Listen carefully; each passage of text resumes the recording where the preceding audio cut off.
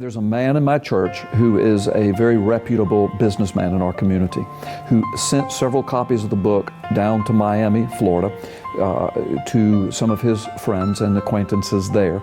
He was scheduled to be in a wedding of one of his friends, and so he traveled to Miami some months later. When he got there, his friend told him, he said, "Listen, you know that book you sent me, The Magic Man in the Sky?" He said, "Yeah." He said, "I've got to tell you something about that." He said, "You're not going to believe the impact of that book." And he said, "Tell me." And what happened, they got the book, the gentleman read it, and there was a woman that the church family to which this gentleman belonged had been ministering to, who was a proclaimed atheist and who had been antagonistic to the faith for years. And after reading this book, he said, "We've got to get this into this woman's hand." So several weeks later, after the woman did agree to take the book and to read it, because she was always wanting to argue, you know, the point, she took the book, she read it. Several weeks later, she came to that church in a worship service. During the invitation time, came forward and made a public profession of faith in Jesus Christ.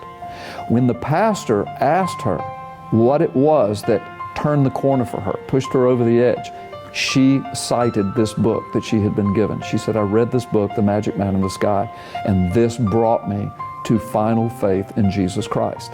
Now that's amazing, that's exciting, but the story doesn't end there. The pastor was so intrigued, he took the book and he read it. It so happens that the pastor was ministering to a young couple, a man and a woman, who were scheduled to be married. He was doing the wedding. They had neither one of them ever made a profession of faith, and he told them that before he married them, they would need to at least be open to hearing the gospel truth.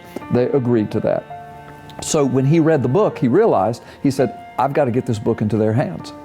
So he gave them this book as kind of an assignment. No declaration that you've got to believe, you know, the gospel or even what's in this book for me to marry you, but here, you said that before I performed the wedding that you would be open to hearing what I believe. He says, "This is what I believe." He said, "Take and read this book." They both read it. They both made professions of faith and followed the Lord in believer's baptism. So 3 unbelievers, one of them a staunch atheist, and a young couple, a man and a woman who, you know, were just kind of secularists. All 3 of them, within a matter of a few weeks, were saved and baptized by reading this book and its declaration of the gospel truth.